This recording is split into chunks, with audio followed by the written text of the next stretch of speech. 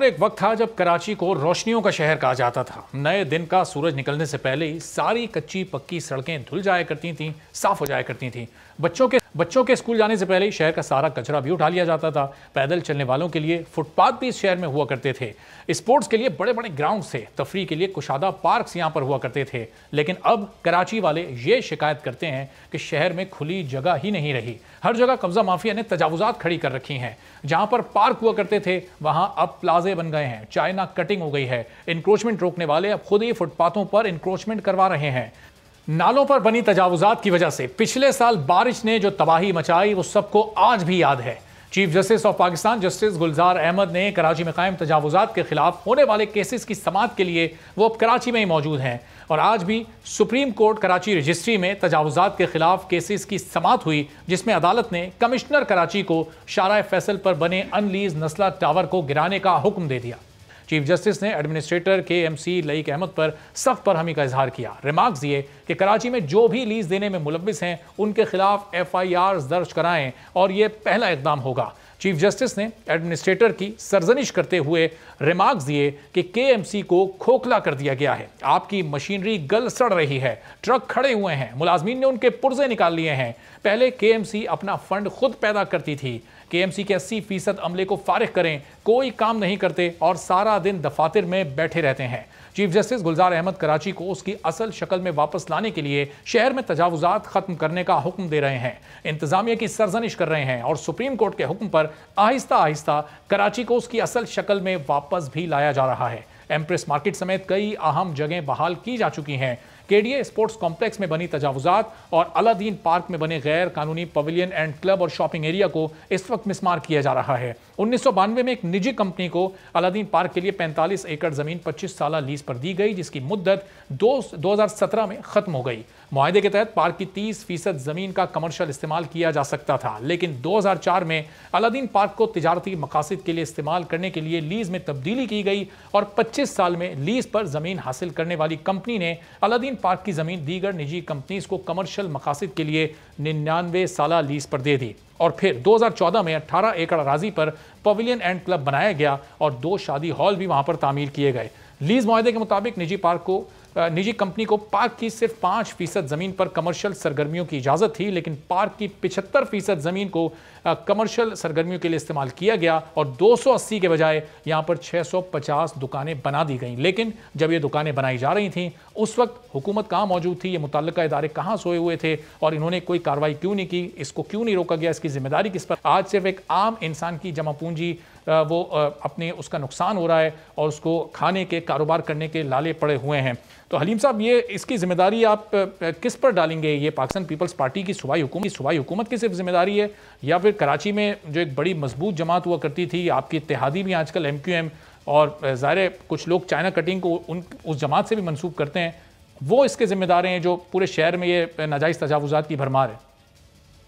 देखिए, मैं समझता हूँ कि MQM लंदन इसकी जिम्मेदार थी और पीपल्स पार्टी इसकी जिम्मेदार है।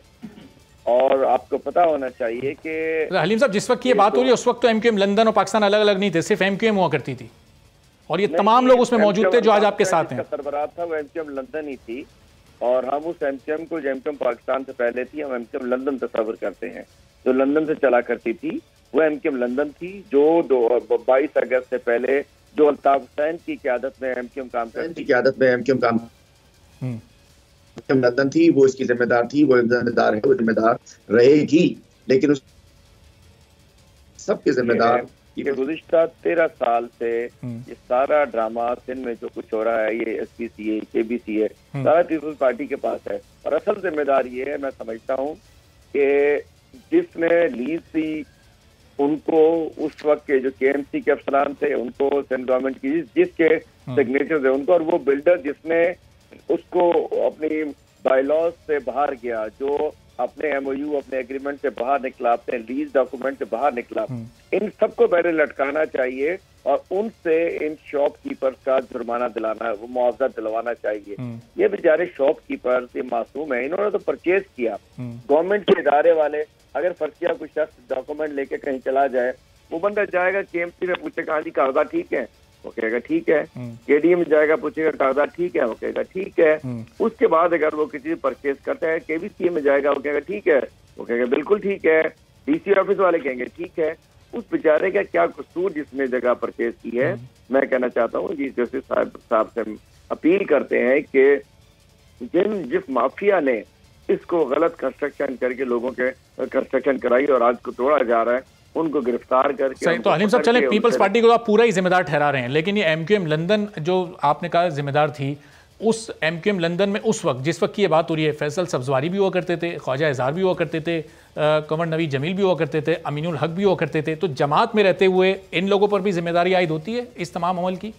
देखिए जी, अगर किसी ने इस काम में शामिल है, वो कोई भी है, वो मैं हूँ, वो कोई और है, वो कोई और है, उस सबको करना चाहिए। वो पीटीआई के अंदर भी अगर आ चुका है तो उसको भी माफ नहीं होना चाहिए। अगर कोई शख्स किसी और पार्टी में था और किसी गलत काम में शामिल है और पीटीआई में शामिल हो चुका है, मैं कहता हूँ बिस्मिल्लाह उससे होनी चाहिए। अब हलीम साहब, किसी की सपोर्ट नहीं कर रहा। अब चूंकि पीटीआई में आप हैं और अभी 2-4 रोज पहले तैमूर तालपुर साहब हमारे साथ मौजूद थे, खुर्रम शेर जमान साहब भी थे, तैमूर ने इल्जाम क्या लगाया था आप पर, जरा ये सुन लीजिएगा। मेरा सिर्फ ये सवाल है मेरे भाई से, खुर्रम शेर जमान से, कि अल्लाह को हाजिर नाजिर रखकर मुझे बताए कि क्या सबसे बड़ा इलीगल हाइड्रेंट कराची में हलीम आदिल शेख का था या नहीं था। अल्लाह को हाजिर नाजिर रख के जवाब दे। अगर जवाब नहीं देना तो मैं ये बात फिर से नहीं करूंगा, पर दे तो सोच समझ के दे, क्योंकि सबसे बड़ा हाइड्रेंट मैंने बस्ट कराया था। पुलिस की टीम गई थी वहां से। हलीम आदिल शेख का जो पॉलिटिकल सेक्रेटरी 24 घंटे उसके साथ होता है, उसको हमने गिरफ्तार कराया था और बहुत मुश्किल से ये पूरा माफिया जो पूरे उसके इलाके। जी हलीम आदिल शेख साहब, ये अल्लाह को हाजिर नाजिर जानकर तैमूर तालपुर साहब ये कह रहे हैं कि आप बताएं कि सबसे बड़ा इलीगल हाइड्रेंट यहाँ पर आप चला रहे थे, नहीं चला रहे थे, फिर उसको तैमूर तालपुर साहब की जेर निगरानी उसको क्लियर कराया गया। ये कौन सा हाइड्रेंट आ गया, कैसा हाइड्रेंट आ गया, वो खुर्रम शेर जमान से पूछ रहा था, तैमूर तालपुर से पूछ रही है। एक तो घटिया इंसान है बहुत, उससे ही पूछ ले। ये नशे में होगा, उसने बात की होगी आपसे। ये हाइड्रेंट तो मुझे भी आज पता चला है। किसी ने सुना, आपने सुना, बोलने सुना, किसी रिपोर्टर ने देखा, किसी को पता है। आपके सेक्रेटरी को गिरफ्तार भी किया गया था, उन्होंने वो भी जिक्र किया। बताए ना कौन सा सेक्रेटरी, कैसा सेक्रेटरी, कौन सा हाइड्रेंट बताए तो सही।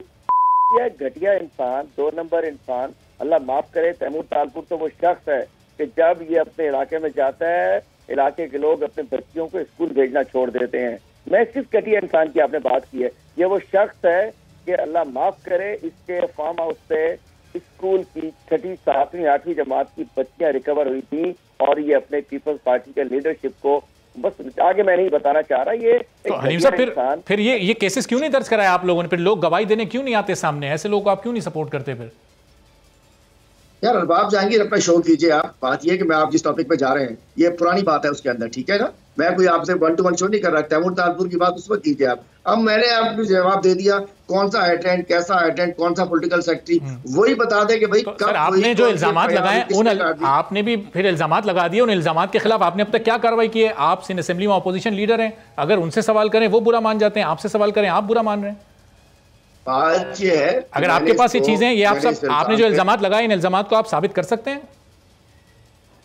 मैंने पूरे उमरकोट के पूरे अवाम जानते हैं और मैंने सिंध असेंबली में इल्जामात को लगाया है। उमरकोट के पूरे अवाम इसको जान। मैंने तो आपको बताया कि उस बंदे का लेवल नहीं है। मुझे खुद नहीं पता, आपके मुंह से सुन रहा हूँ हाइड्रेंट, आपके मुंह से सुन रहा हूँ पॉलिटिकल सेक्रेटरी, आपके मुंह से ना कोई खबर ना अखबार। ये ख्वाब में रात को ये 8 बजे के बाद दूसरी दुनिया में होते हैं। वो तो आपने जवाब दे दिया, लेकिन आपने जो तैमूर तालपुर साहब पर इल्जामात लगाए, क्या अदालत में वो आप साबित कर सकते हैं? अगर आपके इल्म में ये सारी चीजें हैं तो आप ये सारी चीजें लेकर क्यों नहीं गए? उन पर कोई केस क्यों नहीं किया आपने? ये आज का नहीं है, ये पुराना 7 साल पुराना वाकया है और ये बड़ा मशहूर वाकया है उमरकोट का। 7 साल पुराना वाकया है ये। और जब हमें पता चला तो हमने इसको बताया है। उस वक्त बेचारे गरीब लोग जिनकी बच्चियां थी उनकी जानें बच गई, यही बहुत है। 7 साल पुराना वाकया है। सब्सक्राइब करें और बेल दबाएं ताकि कोई खबर रह न जाए।